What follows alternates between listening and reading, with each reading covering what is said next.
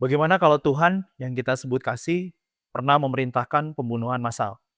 Bukan metafora, bukan simbol, tapi itu perintah langsung, termasuk pembunuhan terhadap perempuan dan anak-anak, bahkan pembunuhan terhadap bayi-bayi yang baru lahir.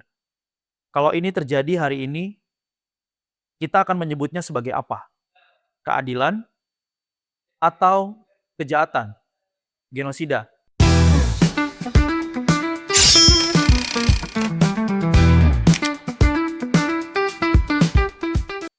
Selamat datang di Yang Nggak Boleh Ditanya. Hari ini kita masuk ke salah satu topik paling sensitif dan yang paling sering dihindari. Apakah Tuhan pernah memerintahkan genosida? Dan kalau iya, bagaimana kita memahaminya tanpa kehilangan iman atau kehilangan akal sehat kita? Ada bagian dalam kitab suci yang jarang dibaca di mimbar. Perintah untuk menumpas habis suatu bangsa, tidak menyisakan apapun. Dalam narasi penaklukan Kanaan, bangsa Israel diperintahkan untuk menghancurkan penduduk lokal. Istilah yang digunakan bahkan sangat spesifik, habiskan semuanya. Ini bukan perang biasa, ini bukan sekedar konflik politik. Ini adalah sebuah perintah yang diklaim datang langsung dari Tuhan. Mari kita jujur, jika manusia yang melakukan ini, kita menyebutnya sebagai genosida.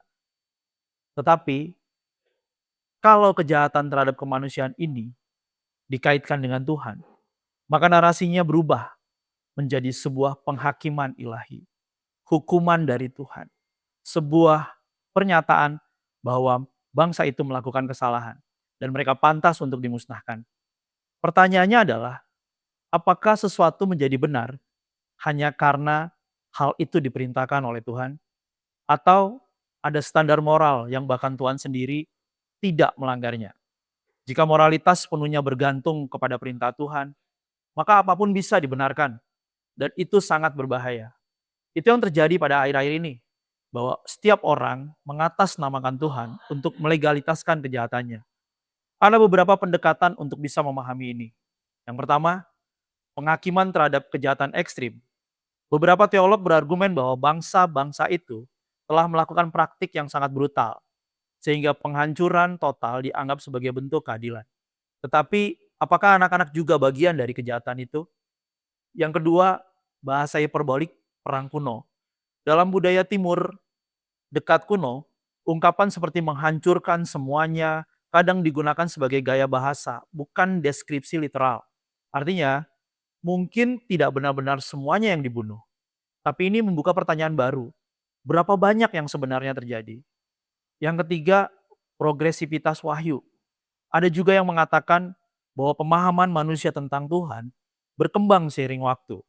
Artinya, gambaran Tuhan yang keras di awal perlahan-lahan dikoreksi dalam perjalanan sejarah dan mencapai puncaknya dalam ajaran Yesus yang mengajarkan tentang kasih, pengampunan, dan musuh yang harus dikasihi.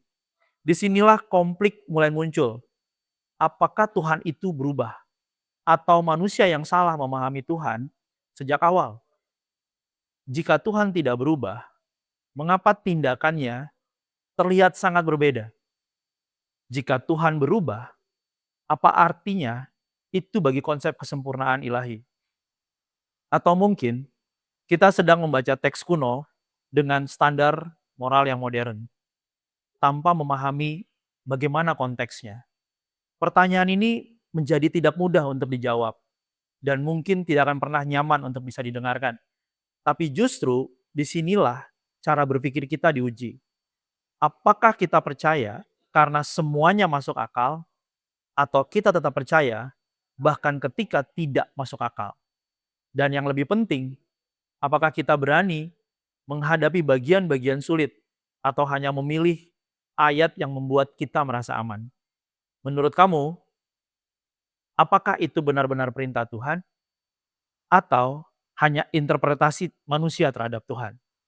Tulis pendapatmu di kolom komentar, dan kalau kamu siap, episode berikutnya akan lebih dalam lagi.